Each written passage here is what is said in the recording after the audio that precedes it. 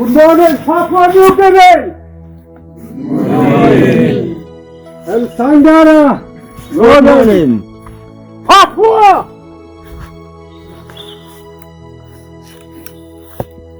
My name is Samuel Yamaru Deborah.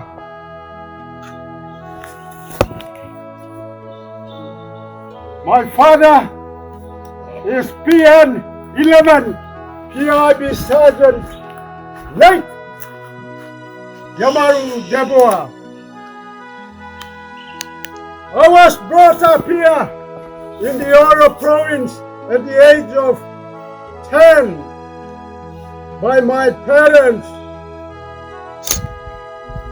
which the Australian colonial government brought all the Papuan veterans, especially the 31 veterans here, who resettled at Sangara Arehe Creek Track, Crownland!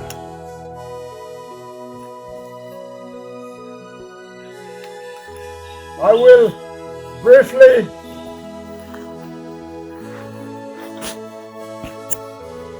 do my keynote address to the people of Oro and Sangara Northern.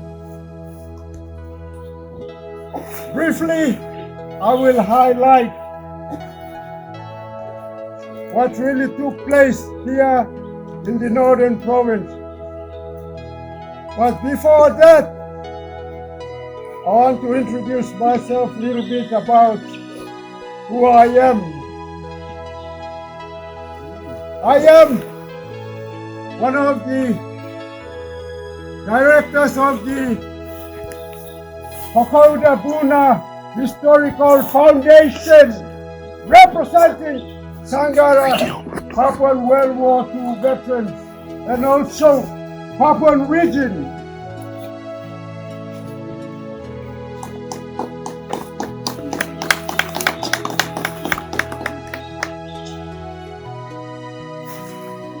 Today is 23 July 2025. After 83 years gone, when we take it back to 23 July 1942.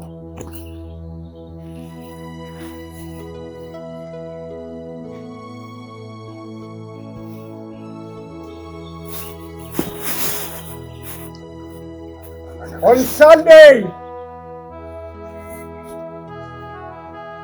at Rabaul, a warship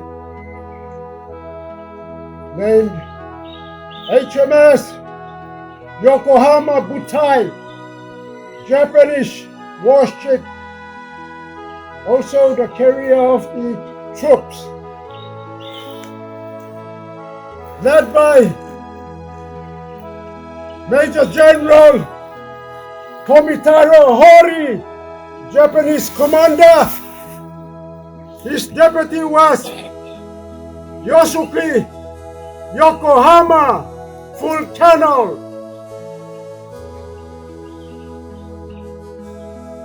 They left at 6 p.m. on Sunday with 40,340 Japanese infantrymen, with 200 laborers of Tolai and 200 laborers of Formosa, loaded with their military supply, also 50 horses and bush track motorbikes. After 2 days from Rabaul, they were heading to the Papuan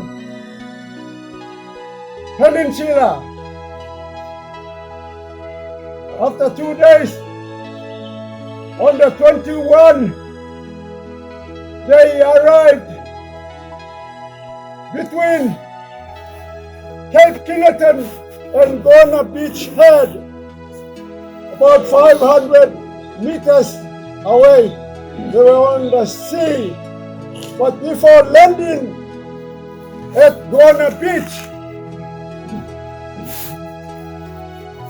the big ship guns or the cannons fired by Japanese to clear the grounds of the beachheads of Guana, Cape Kiloton, Salanada, and Buna. They did that for 1 hour, which Australian troops and American troops were on the beach along the small kurais and mangroves. They didn't do anything. They were just watching what was Japanese plan or what was their action.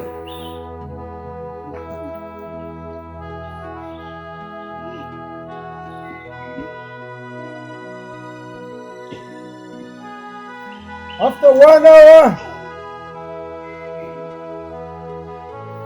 they came into Guana Beachhead. They landed there. They hurried up to unload everything there, their machinery and everything, the supplies.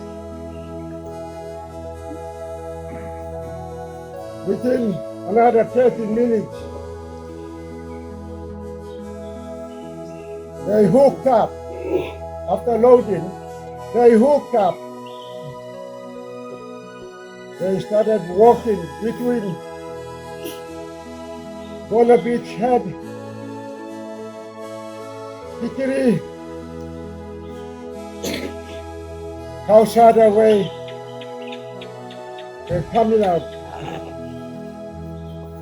They came up to Shiroga Way, up to Griffith's house here.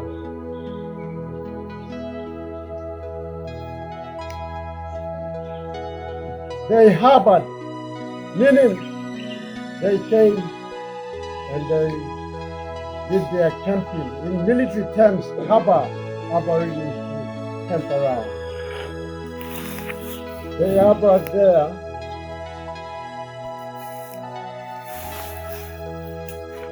At the same time, on the 22nd, that was on the 22nd. On the 22nd, at 4 o'clock in the morning, Papuan Infantry Battalion Commander, an Australian, Major Late William Watson, and his another Australian platoon commander, Lieutenant Harold Jessa, and a platoon of PIB, 30 PIBs, started walking from Popondetta PIB headquarters down to Awala base camp. When they arrived, already the Angao commander, an Australian, Major William Slow Thomas, was there. He briefed the commander of the PIB what really took place at Kensington and Ghana. But already the Japanese were at area. They harbored there, they did a little bit of patrol around. So the commander of the PIB and 3 platoon sections with Papuan PIB. 1 platoon commander with 5. They came down from Awala base camp down to Sombo. Sombo is at the back of Ohorita and old Higaturu. They came down that way, down to Monga. Monga before our Monga people were on the other side of Ambogo River, double cross. They came down that way. One section came down that way. Another Ohorita down this way. Another down to Matas and this way. They came to do their recce patrol around this area. But our soldiers were very smart because they were very good at the bush trap. It was a tropical forest. It was the first time of the Japanese to come into the land fighting. So our PIB soldiers stayed there, but the commander struck them. They didn't do anything because they were a very high number with modern equipment. And I say modern equipment, they have better guns than ours. Our PIBs used 35 303 bolted rifles. You put the bullet in, you cocked to take time and you fire. But we thank God. God was on our side. So then commander said, don't do anything. As soon as you do your recce patrol, come back to our base camp and report. So we will do another plan. So that's what they did on the 22nd. They went back, reported to the commander of the PIB. So very early in the morning on the 23rd at 4 o'clock, commander appointed one of the senior Lieutenant Late John Chalk. I want you to get 35 PIB soldiers with two of your acting commanders, Lieutenant William Webb, Lieutenant Harold Jessa, and Lieutenant Alan Hooper. They're all from Australia, but they were attached to Carbon Infantry Battalion, PIB unit. So that's where they did that. They did their patrol right up from Awala base down this way to Saraputa.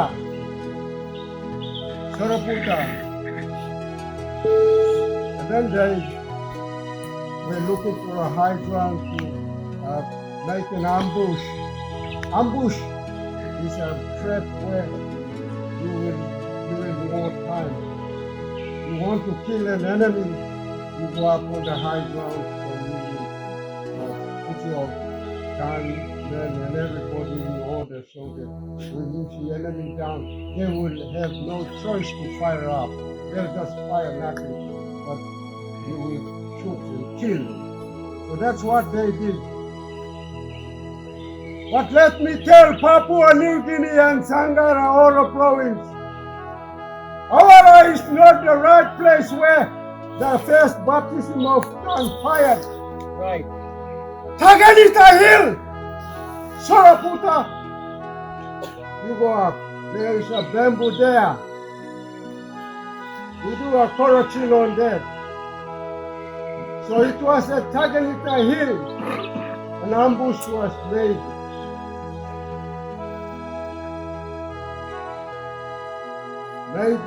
They were there already. At 12 o'clock they did their ambush. They stayed there up until 4 o'clock. Japanese started moving from bridge, Tangara Arehe Creek, right up. The track was there, so they followed the track. First scout, second scout, noticed them going invaders side, and the commander,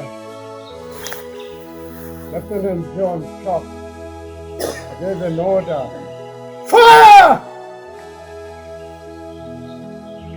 All of them, Satan fired. But like I said already, our men used Bolter 303. Once you fire only one shot, and then you put another one in, straighten it and then pop and fire. But praise God. Our men were trained as guerrilla warfare fighters. And Japanese, it was their first time in Papua New Guinea as a tropical bush. They were a bit nervous there. They started firing up and down, but they didn't do anything. They didn't kill anything. PIDs shot 43. They fought for 15 minutes. Like I said already, they were there on guerrilla warfare. You fire, shoot, go, back, fire, shoot. They will start looking for you, and that's what they did. But land was our land, so our men hurried up. They killed 43, I repeat again. So they moved on. They were going up. After 6 hours, they reached Wairope, Umusi River. It used to be called by the Japanese and Australians the Wairope Bridge, Umusi. It was a chain bridge. Anyway, our PID, 3 platoon commanders and 35 Papuan veterans met up with Australian 39th Infantry Division. Their commander was Captain Late Sam Templeton. Gave them the situation report. Japanese are on their way. So they teamed up together with the 39th Infantry Battalion. So they had a very good fortune there.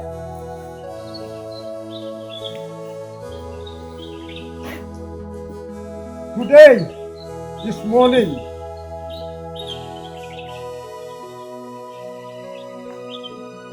I will be focusing on Remembrance Day.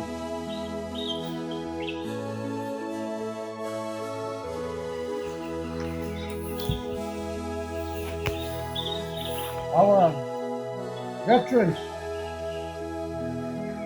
who fought here, they were only trained for 3 months. But the land is new to the Japanese. It was, like I mentioned earlier, it was their first time to fight on the land, the Japanese. Most of the time, they fight on the air and in the sea. But when they came to Papua, that's where they got themselves involved. Like I said earlier on, we must let Papua New Guinea know, and Papuans children know what really happened. 35 Infantry Battalion soldiers, the PIDs, and 4 of their platoon commanders did a very great job.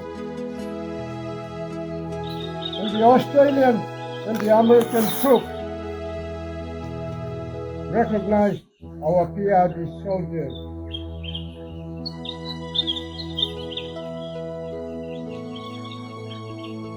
And mentioned that they were colorful, they were unusual, they were unique, they were ubiquitous, and they were legendary. When the Americans and the Australians saw them, they were barefooted, they didn't put any boots. This Oro Guinea and what not, or parents and our boo-boos went in. And the Japanese were scared when they saw our Japan company taking the table. They kept them away. Japanese language, they say, "Pia-bisa," real queen, meaning in English, green shadows. Silently walking in there, inflicting enemies on us,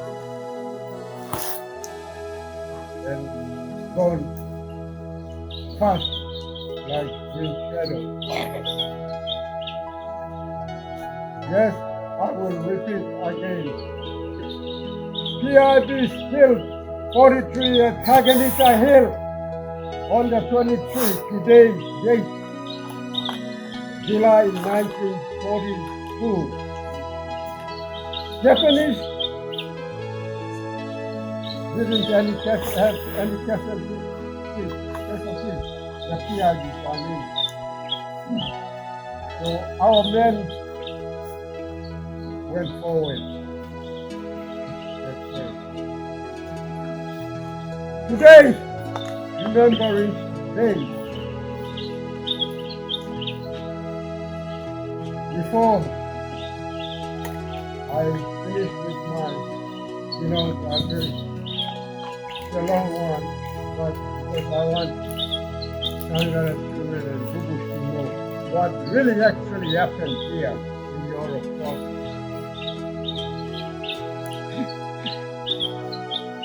And in 1960, because our parents fought here,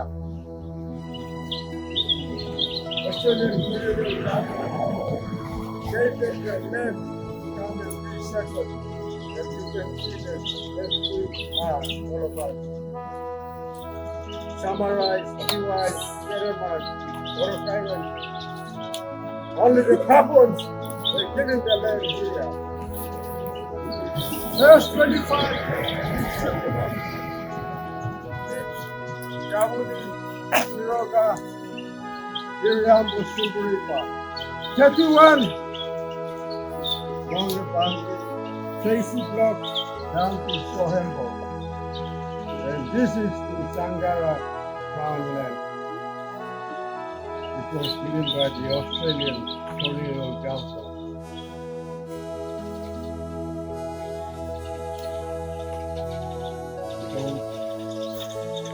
I believe it's a big history, but a time for me to say this. But I want you to really understand what really happened. If you don't tell me so, I believe you got the message clear. But before I finish, I want to finish off with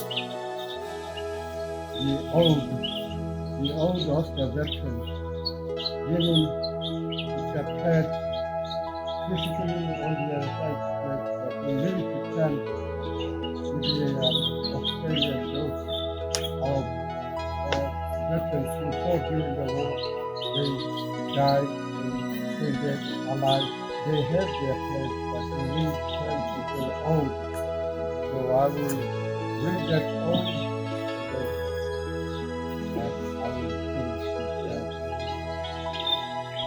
If you're wearing a cap or anything, you may remove it because I'm going to do that. On behalf of the Allied Forces, PIB Battalion Unit, and also not forgetting Japanese. Although they fought together, they lost, but we are now friends. So the oath will go to all of them.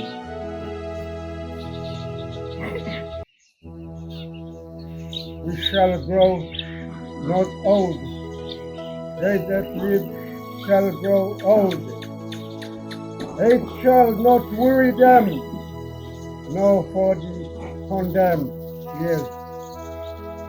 At the going down of the sun and at the rising of the sun, we will remember them. Lest we forget. Thank you very much.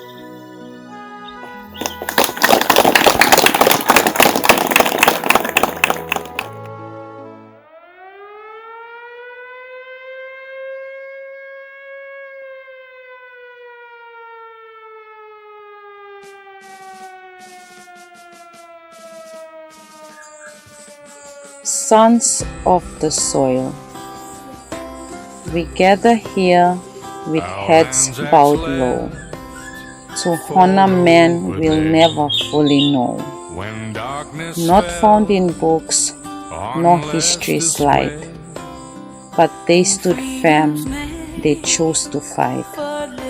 No foreign name or soldier's pay, just Papuan hearts who led the way. Through jungles dark and mountains steep, they walked where others feared to heed. They were not trained in foreign lands, but knew the jungle like the back of their hands. Barefoot soldiers, strong and true, fighting for the red, black and gold in blue.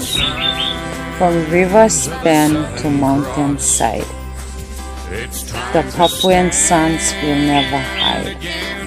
With rifle low and spirit high, they met the war with steady eye. No shining medals on their chest, yet gave their courage, gave their best. They knew the land, the tracks, the trees. They moved like whispers with the breeze. The Papuan Infantry Battalion, our native pride, who watched their brothers fall and died, yet stood with the Australians side by side. Freedom to their country was their desire, and pure love was their light to guide. Nothing to hide. It is today that we all abide, to lift these heroes that fought the war tide. The PIB, so brave, so bold, their stories few, but pure gold. They did not fight for praise or fame, yet unknown to this nation is their proudest name. Now silence rests where battles roared, but their legacy is not ignored. We speak their names with love and grace, the heroes of our very land and place. So let the drums of memory beat for those who fought with dusty feet, and in our hearts they'll always be the brave men of our land, Papua New Guinea. Today we remember the Papuan Infantry Battalion, who gave us status that worth a million. You fought the battle that the country won. You are indeed this land's true son. Today you may be gone, but from dusk till dawn, may we always remember your bravery now at rest, lest we forget.